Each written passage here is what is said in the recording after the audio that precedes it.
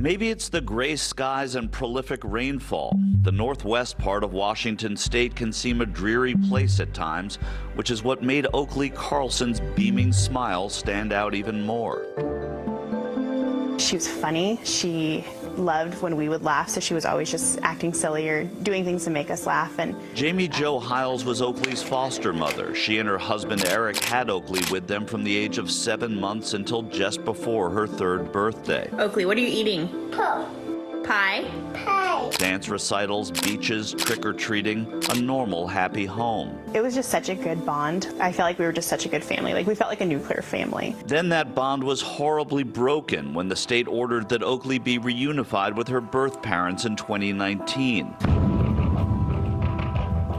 But now, over 2 years later, Oakley is missing, not seen since February of last year. Her biological parents are behind bars in a Montesano, Washington jail. Abandonment of a dependent child, reckless endangerment with drugs. The reckless endangerment charge is over withholding necessary medication meant for one of their other children. Sheriff's Deputy Kevin Schrader is part of a team of investigators looking for Oakley and looking into what may have happened to her. You know, we were first aware of it in December 2021 when a family friend contacted us and they were concerned about, they'd been to the location several times and had not seen Oakley but have seen the other siblings that were there. This was after a November 2021 house fire at the home where Oakley lived with her biological parents, Jordan Bowers and Andrew Carlson, and her 3 siblings in Oakville, Washington.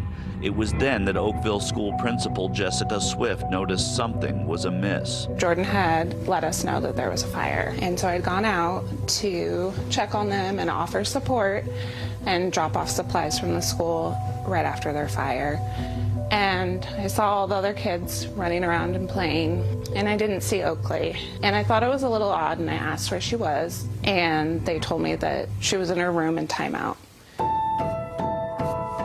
Then a few weeks later, another visit and no sign of the little girl. It was only when one of Oakley's siblings, a friend of Swift's daughter, was at the Swift's house. On a play date with my daughter, with Oakley's sister, I asked questions about Oakley. It came out over the course of those questions that Oakley wasn't living with them anymore.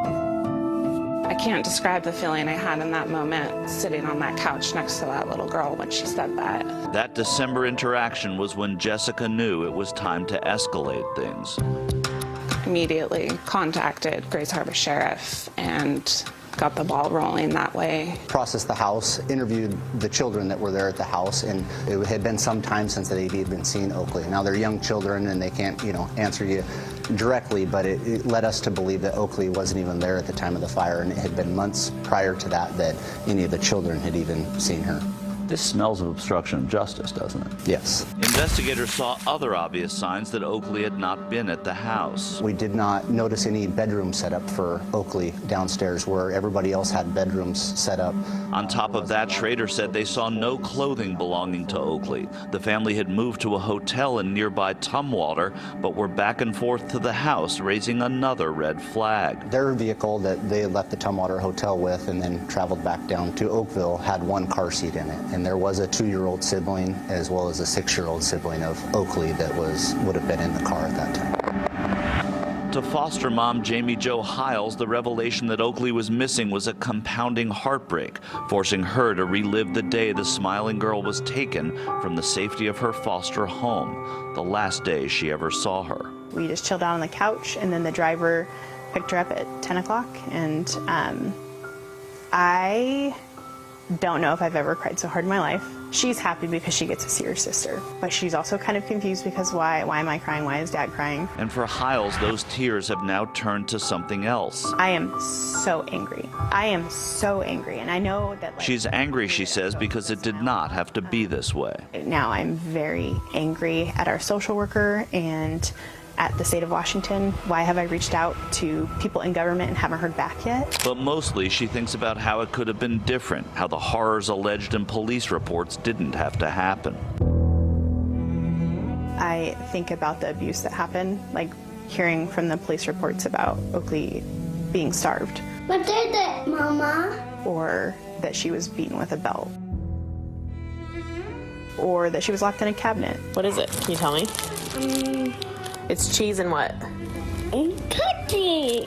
That's the stuff I think about before I go to sleep. I think we'll come to a closure on this case. If Oakley would have stayed in my care, that would have never have happened to her, ever. I'm hopeful that Oakley is found and she's found alive, but there are, pieces inside of me that think that that might not be reality, just given the investigation.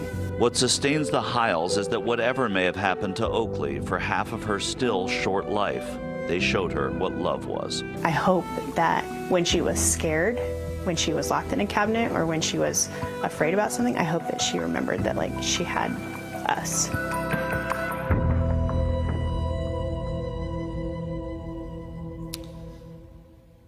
Marnie, this story obviously is just so sad. I reached out to the lawyers for the biological parents of Oakley Carlson, Andrew Carlson and Jordan Bowers. Their lawyers said that they didn't want to speak. And we reached out to the Department of Children, Family, or Youth and Family here in Washington, and they're not able to speak. They're not able to even say to us that a child is in a foster home. And let me tell you something about that foster home.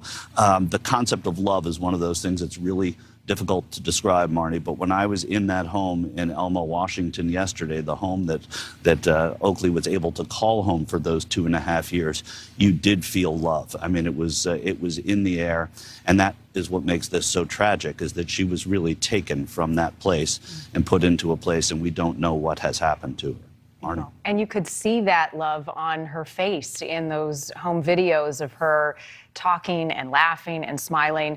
Michael, there's so much that is troubling about this and heartbreaking about Oakley's disappearance. I think one of the things that stands out is it was 10 months since Oakley was last seen, but we only learned about her disappearance 2 months ago. The big question is, how does something like that happen? How does she go undetected for so long? Exactly, right? A 5-year-old. How do you not know that a 5-year-old, or at that time 4-year-old, is not even seen for such a long period of time? Well, for one thing, Oakley was not enrolled in the Oakville school where all of these kids and these teachers are. One of the principals that we spoke to, a principal there at the Oakville school, she wasn't enrolled there. You don't even have to be in the state of Washington. You're not mandated to be enrolled in school until you're 8 years old. So her absence from school wasn't something that would have been recorded. Again, though, there were grandparents who hadn't seen her, and there should have been, the families are saying, there should have been some oversight during that period if she was put in reunified with her family, and they knew that there were problems with that family. She should have been monitored more closely. That's what Jamie Jo Hiles is trying to do now, is to make sure that this monitoring happens in a more concentrated way and certainly in a more effective way. Wow. And people didn't know that gap of time she was missing, but they sure know now, not just in that area and across the state of Washington, but across the country. Michael, this has generated so much interest. A moment ago, I said at home, we have received multiple requests over the last couple of months to cover this case in our Missing series. People out there care about this little girl. Yeah, and it's not hyperbole to say that we've gotten so many requests to cover this story. It's active on Twitter. There are people that spend every day in this community, but just also in the sort of wider national and international even community, saying that we have to keep our eyes on this story so that we find out what happened to Oakley. The police here, the police in Montesano that we met with yesterday, they have 5 people who are full-time dedicated to this every day, looking into what may have happened, combing over cell phone records, trying to see if they can get one of those 2 biological parents to turn against the other so that they can find out the full story of what happened there. But none of this, as you said, Marnie, happens without all of the interest from the people who follow these cases and the people who asked us to do what we're doing here tonight. And Michael, real quickly, what do we know about these parents and also Oakley's siblings? Where are they tonight? The siblings are in foster homes, and the parents are in jail. They're in jail on an interesting charge. They're going to be in front of a judge in April 19th. They go before the court, but they're in jail on reckless endangerment because they did not give prescribed medicine to one of their other children. It was a way to get them arrested. First, there was a manslaughter charge that was dropped. They're not in jail for anything having to do with Oakley, but they're in jail so that they can find out what did happen to Oakley. Well, it's possible she is out there and someone will recognize her. Michael Schur, we appreciate your reporting on this. And if you at home have any information on the whereabouts of Oakley Carlson, call the Grays Harbor County Sheriff. We have put that number on your screen tonight. Thanks for watching. Click the red subscribe button below so you can get more of News Nation's fact-driven, unbiased coverage.